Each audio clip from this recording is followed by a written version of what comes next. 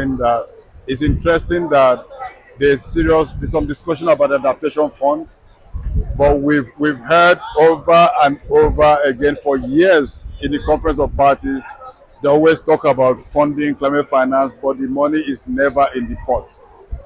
I hate to be a pessimist, but I don't see what is going to change much in this COP, because those who created the problem are always looking for ways to offload the problems on the victims. And so the victims, if you look at even the nationally determined contributions, the real ambitious promises and programs are from the victims. Now, those who are creating the problems are just coasting home, looking for how to avoid accountability.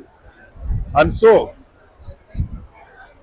what are the indigenous voices heard? This is a big question. Now, I would say that because of years of very serious, concentrated struggles, the indigenous peoples of this world have managed to carve a space for themselves. They've managed to get certain things they require in many of the documents. And so but there's still work to be done. Brazil has a big proportion of indigenous citizens, and we saw some days back they had to force their way into the COP because otherwise they would not have a space here. That to me is a big statement about if their voices are being heard sufficiently or not. But we must salute their resolve and the struggle over the years. Indigenous people from the global north, from the global south, from all over the world, they've been very, very articulate and very consistent. I think we're having difficulties moving in the direction of leaving fossils in the ground because there's very heavy corporate interest in the COP. They have undue influence on policymakers, and many times policymakers are just like executive assistants to oil companies. You know, the presidents and the politicians. They're doing the bidding of big corporations. That's the unfortunate reality of today's world. But this will not go on forever. When you look at the metrics, the oil companies already know that their days are numbered.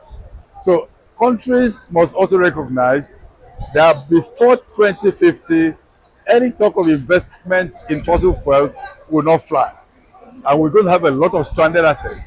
That is why we need to invest right now in decommissioning, which is a big investment. There are many time bombs all over the world, not just in Nigeria, of wells that were abandoned in the 1970s, they were drilled in the 50s, abandoned in the 70s, and they are still leaking as we speak. In fact, one well at Yola oil field, well number 14, is still leaking as we're speaking right now, back there in Ogoni. So the right investment is in winding down. And when people talk about just an equitable winding down, it means the rich countries should stop immediately, while poorer nations like Nigeria could say, okay, we're going to wind down in 10 years. That is what the equity is all about.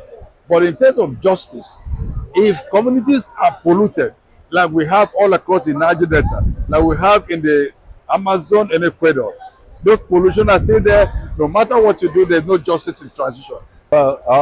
Now the cleanup in Ogoniland is slow. Everybody agrees to that.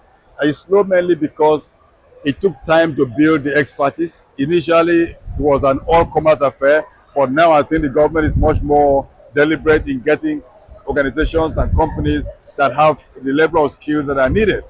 Now, that is one. So that slowed down the whole process. Number two is that the pollution is so complex.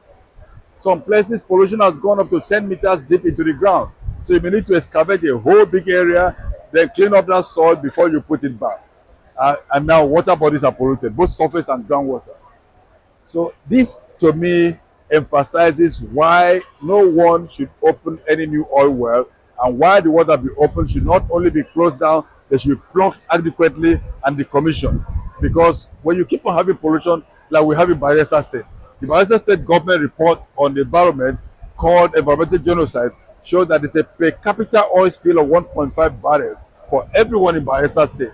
We have total hydrocarbon in the water, in the environment, 1 million times above safe limits.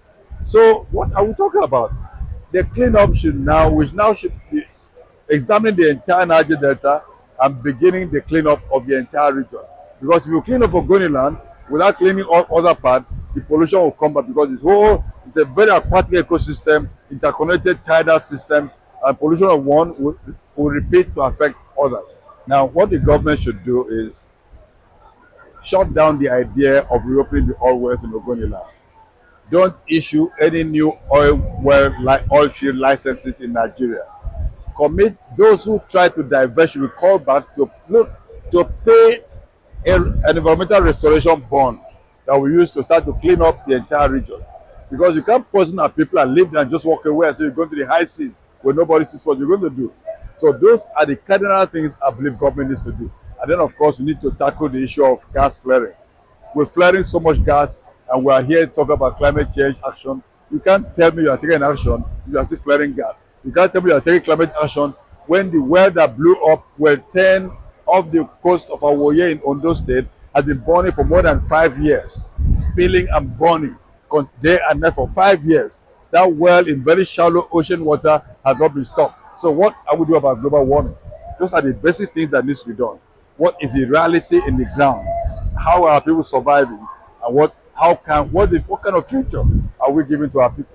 Global community, well, they cannot just forget about what is going on where fossil fuels are being extracted. That is very, can count the carbon in the atmosphere, but also look at the pollution on the ground.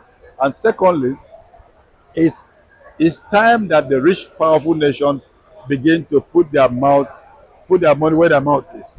They have to bring the finance needed to pay a climate debt. There's a debt being owed. They spend about $3 trillion on warfare, destroying nations, destroying territories in the world every year. The COP is asking for 1.3 trillion for adaptation or for climate action. So what is it? It's not about the lack of money, it's a lack of humanity. Rich nations, wake up. You are part of humanity, you are part of this planet.